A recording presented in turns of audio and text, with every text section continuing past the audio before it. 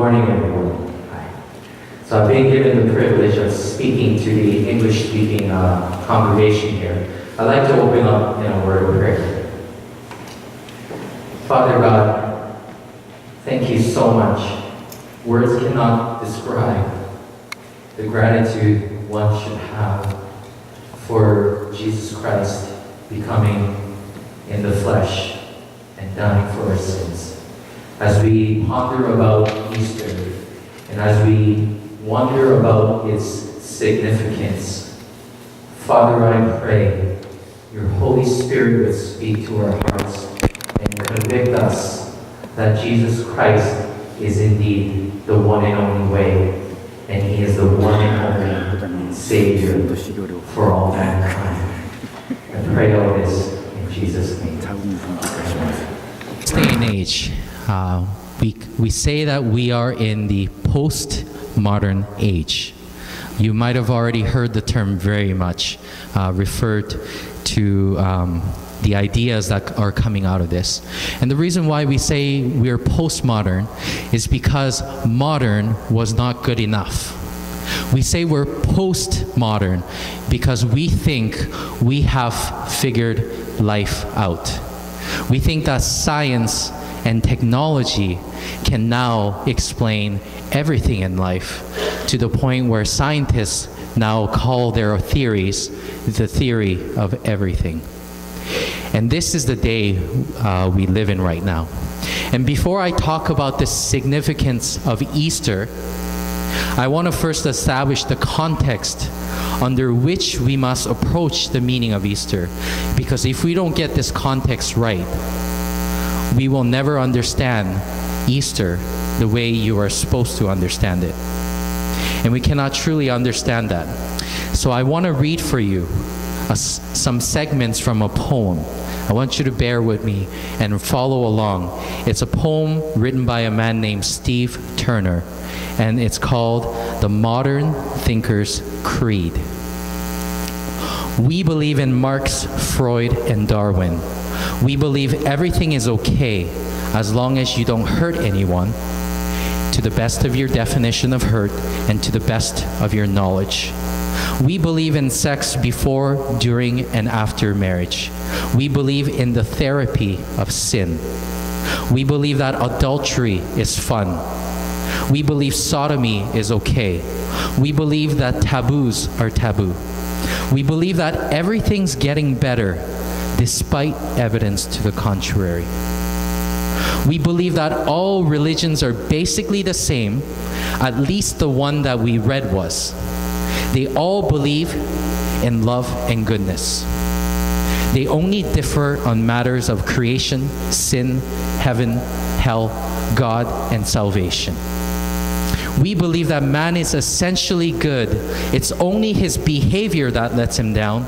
This is the fault of society. Society is the fault of conditions, and conditions are the fault of society. We believe that each man must find the truth that is right for him. Reality will adapt accordingly. The universe will readjust.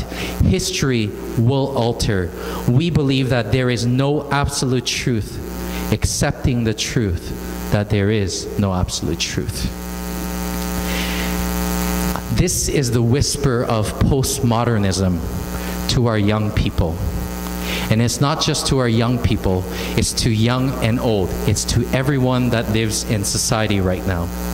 And this is the context of which we live in. That all religions are basically the same, and that each person must find the truth that is right for him.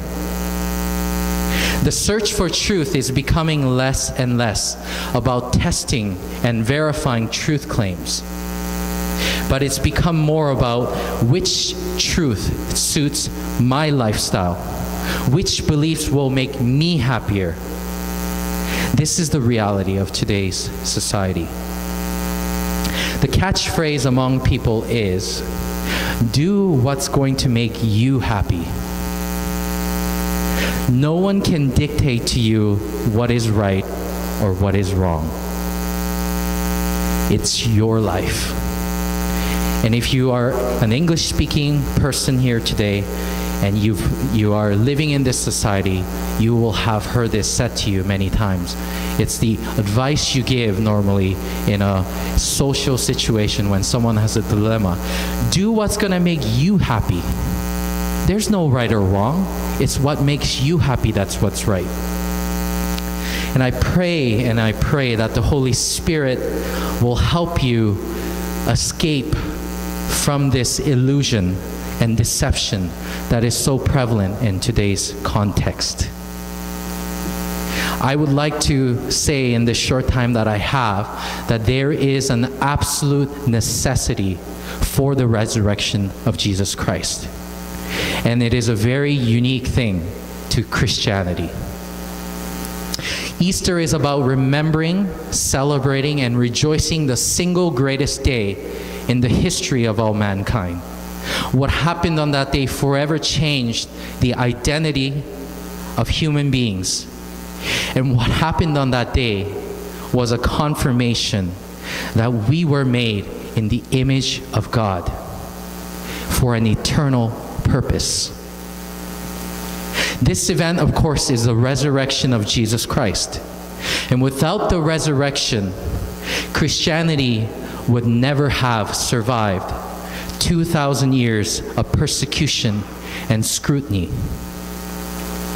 Unless Jesus had risen, indeed, and appeared to his disciples as today's scripture states, they would have never had any reason to die as martyrs in a faraway land preaching the gospel.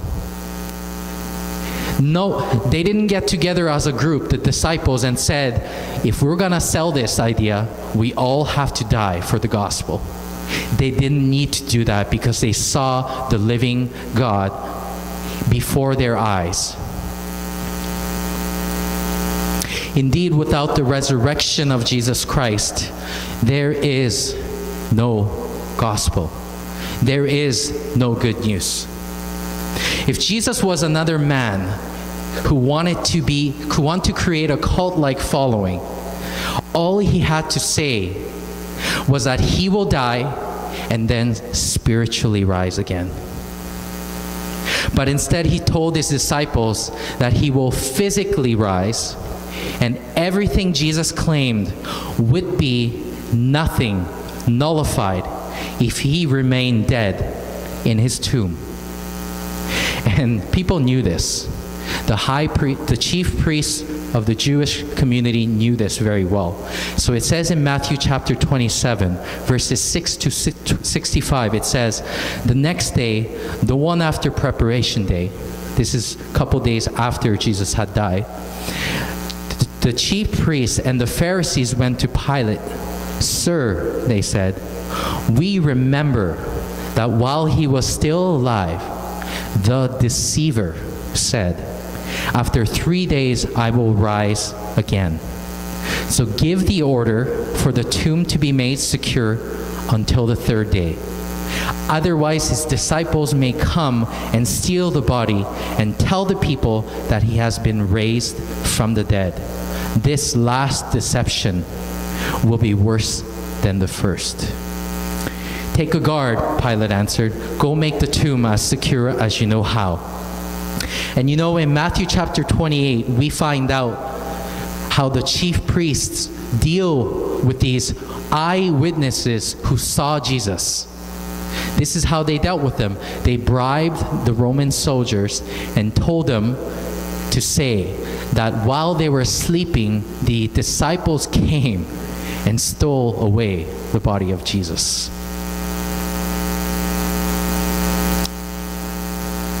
And to this day, this is a story that some of the Jewish people are sticking to. To this day, Jesus has not come. The Messiah has not come. But we know that's not the truth. So if Jesus truly wanted to deceive people, and if he was a phony, he would have said that he will spiritually rise, and no one would have been able to falsify that claim.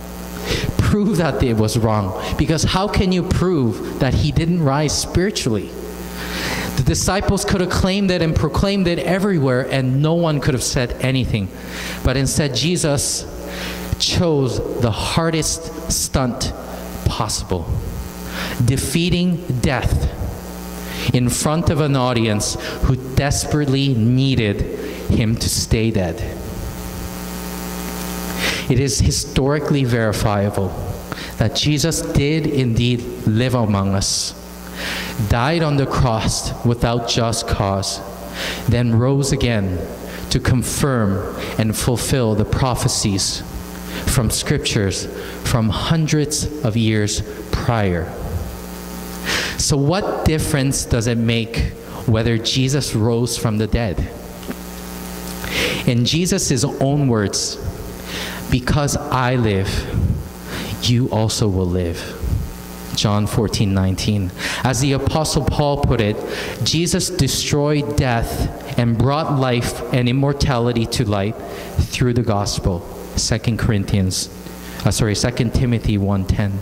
Because the resurrection of Jesus and his resurrection alone brings hope that our sins are paid for, Romans 4:25. Death has been defeated, Hebrews 2:14. And we have the hope of eternal life when we repent and turn to Christ, accepting what he has done for us. And so life is no longer about what makes you happy. Life is no longer reduced to seeking pleasure, but living for the glory of God, which brings ultimate fulfillment, meaning, and happiness into your life. Even suffering and pain is given a context, the right context, under God's preview. Jesus promised that we would never have to do it alone. The Christian gospel is not just unique. It is the only religion, the only worldview that offers us forgiveness, reconciliation, and redemption so that we can be right with God. And this was accomplished through Jesus Christ. There is no other Savior like Jesus, not even close. And faith in Christ is the only faith that allows you God's grace rather than works. Every other religion in this world says you must work to receive salvation. But Christianity remains the one and only religion, one and only worldview, one and only faith that is coherent in describing to you and I what is really going on inside. We know we've missed the mark. We know that we cannot be righteous. We know that we are evil inside and there is sin inside and we need a Savior. I'd like to end with Philippians 2, verses 5 to 11.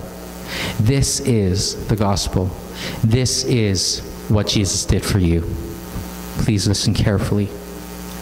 Who being in the very nature God, did not consider equality with God something to be grasped, but made himself nothing, taking the very nature of a servant, being made in human likeness. And being found in appearance as a man, he humbled himself and became obedient to death, even death on a cross. Therefore God exalted him to the highest place and gave him the name that is above every name, and that at the name of Jesus every knee should bow in heaven and on earth, under the earth, and every tongue confess that Jesus Christ is Lord, to the glory of God the Father. And this is why we celebrate Easter. This is why the resurrection is everything. And everything we believe in as Christians hinges on the fact that Jesus accomplished what he said he would and what the scriptures said he would. Thank you.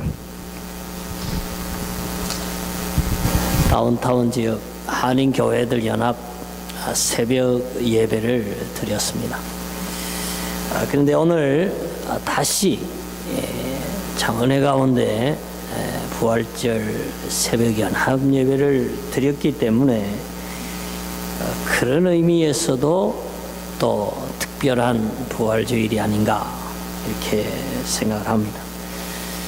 교회 임원으로 계시는 양 목사님이 그런 말씀을 하셨지 않습니까? 자기가 근래에 여러 지역에 연합 예배를 다녀왔지만 오늘 아침처럼 참 은혜롭고 풍성한 그런 부활주일을 예배를 드린 적이 없다. 그렇게 얘기하는 걸 들으면서 또 하나님께서 축복하신 특별한 부활의 새벽이었다 하는 생각을 했습니다. 여러분,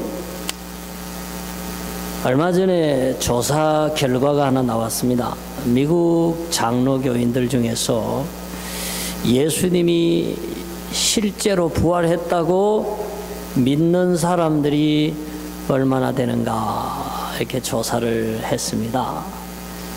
근데요, 참 놀라운 사실은요, 교회를 현재 다니는데 예수의 부활을 안 믿는 사람이요 한 30%, 40%가 돼요. 놀랍지 않습니까? 그러나 오늘 우리가 분명히 해야 할 것은 예수님의 부활은 역사적 사실이라 하는 것입니다. 우리는 많은 증거를 가지고 얘기를 할 수가 있는데 그 중에 하나가 베드로의 변화입니다. 베드로는 예수님을 부인했습니다. 왜 부인했겠습니까? 죽음이 두려워서 예수를 신문하는 사람들 앞에서 자기가 예수 제자됨을 인정했다가 감옥이라도 간다든지 두들겨 맞는다든지 혹 죽게 되는 것이 너무 두려워서 거기서 제자인 것이 맞지만은 아니라 그랬어요. 그것도 3번이나 아니라고 막 화를 내면서 아니라 그랬어요. 근데 그 사람이요 예수를 죽였던 그 무리들 앞에 나와가지고 예수님이 살아나셨다 그러면서 예수가 하나님의 아들이라고 하면서 예수를 죽인 건 너희들이 잘못했다고 얘기하면서 그 예수를 구세주로 메시아로 그리스도로 믿어야 한다고 외쳤습니다. 그런데 어떻게 그런 180도 바뀐 변화가 있을 수 있겠습니까? 정말로 베드로가 예수 그리스도가 살아난 것을 목격하지 않았다면 그 겁쟁이가, 그 배신쟁이가 고기 잡으러 갔던 그 사람이 어떻게 다시 복음의 자리로, 예수님 제자의 자리로, 죽을지도 모르는 그 자리로 돌아올 수 있었겠는가? 그건 그리스도가 살아나신 것을 돌아가실 때도 목격했고 살아나신 것도 목격했기 때문에 베드로가 그렇게 확신에 찬 설교를 할 수 있었다. 이렇게밖에 해석을 할 수가 없는 것입니다. 사실 바울도 마찬가지입니다. 그는 예수가 하나님의 아들이다, 메시아라는 사실을 믿지도 않을 뿐만 아니라 소위 예수 믿는 사람들, 예수쟁이들이 예수 부활을 믿는다고 하는 거, 예수 부활을 추종하는 이 자체가 아주 보기 싫어했어요. 아주 이런 사람들은 세상에서 없애버려야 된다고 생각했던 사람이에요. 그런 투철한 신념을 가지고 스데반을 죽이는데 앞장서고 교회를 박멸해서 없애버리려고 노력했던 사람이에요. 그런데 어떻게 그 사람이 예수를 전하고 예수의 교회를 세우려고 하고 예수의 재림을 얘기하고 예수의 나라와 예수의 구원을 얘기하는 선교사가 되었는가? 사도가 되었는가?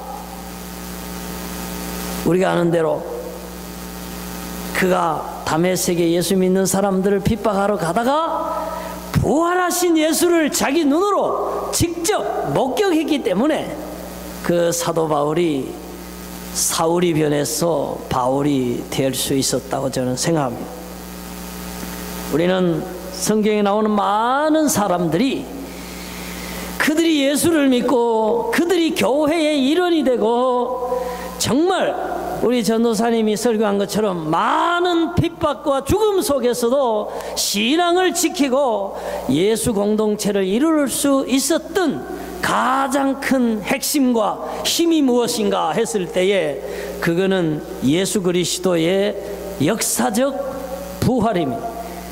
이 부활의 사실이 정말 예수 믿으면 우리도 살겠구나, 정말로 예수가 부활하셨구나, 정말로 예수가 그리스도가 맞구나, 예수 믿는 사람에게 죄사함과 영생과 하나님 자녀됨이 주어지는 게 맞구나 하는 것이 그리스도의 부활로 증명이 되었던 것입니다.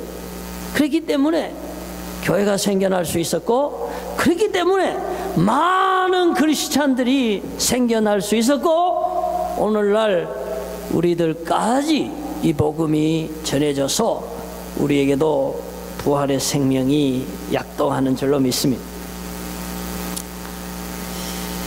제가 어떤 사람 집 앞을 지나다가 제 눈길을 끄는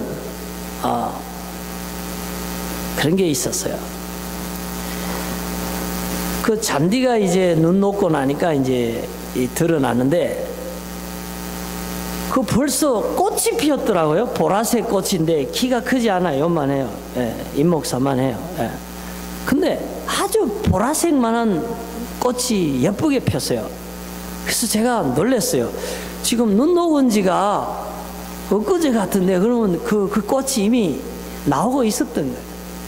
그걸 보면서 저는 부활의 진리를 보게 됐어요. 그렇구나.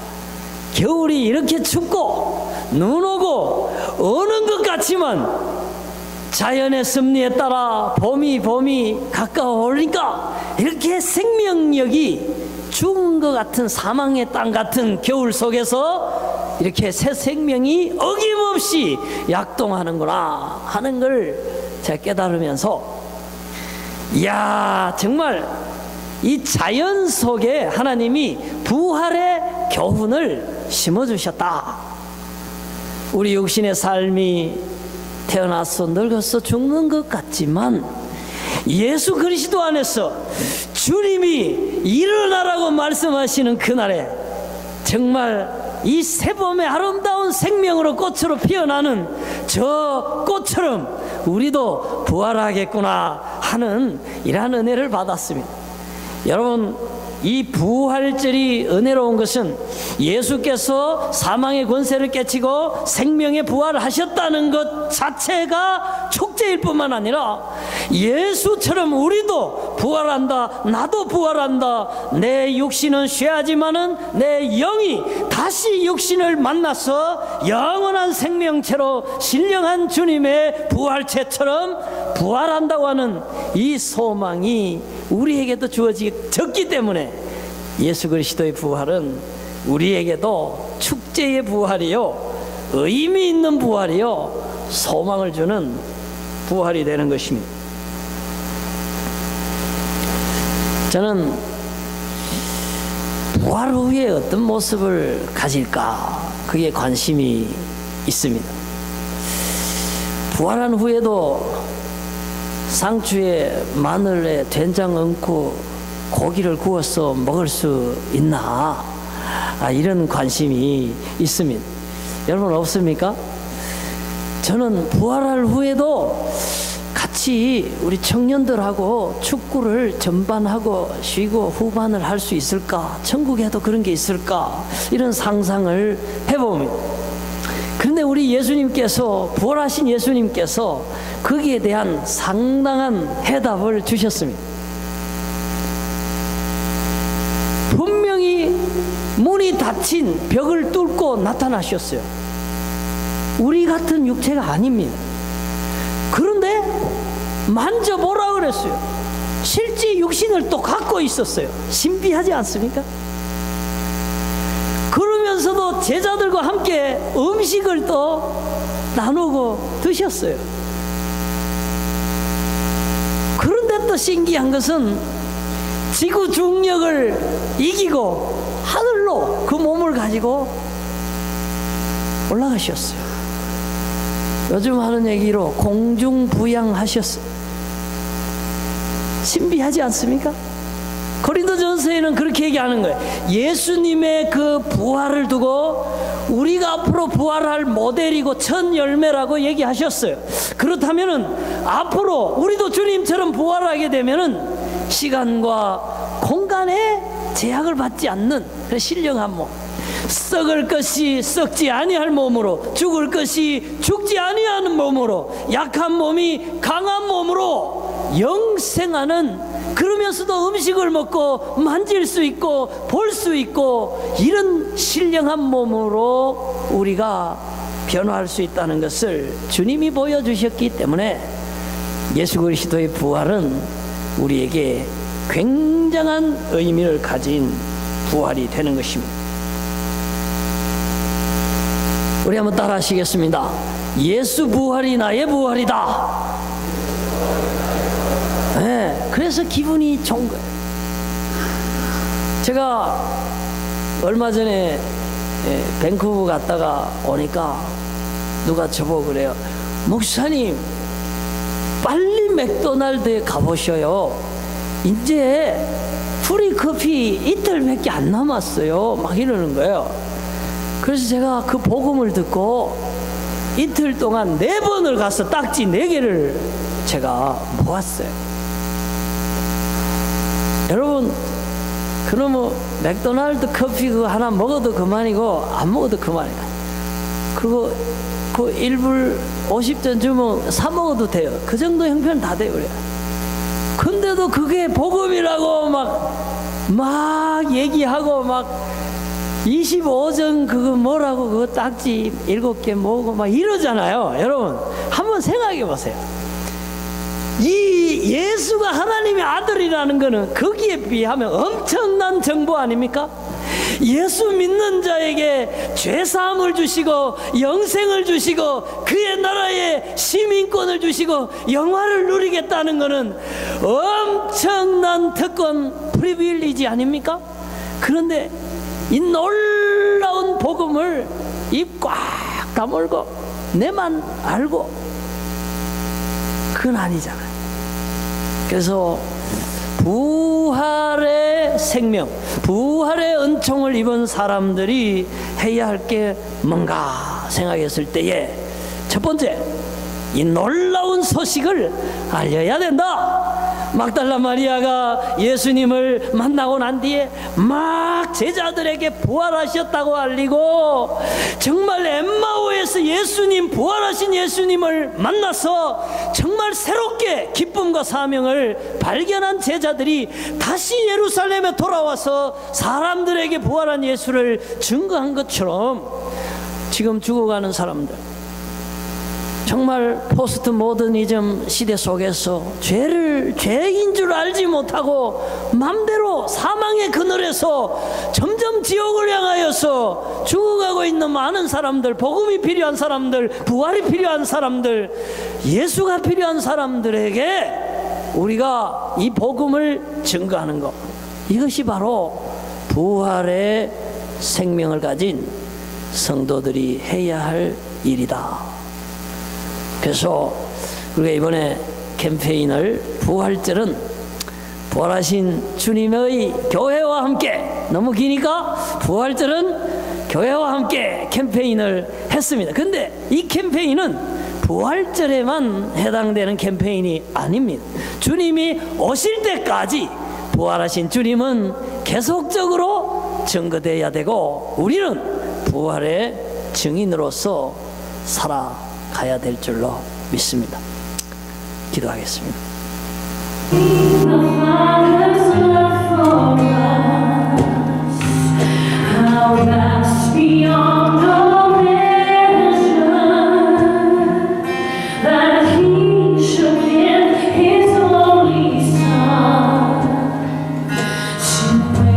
Our precious treasure.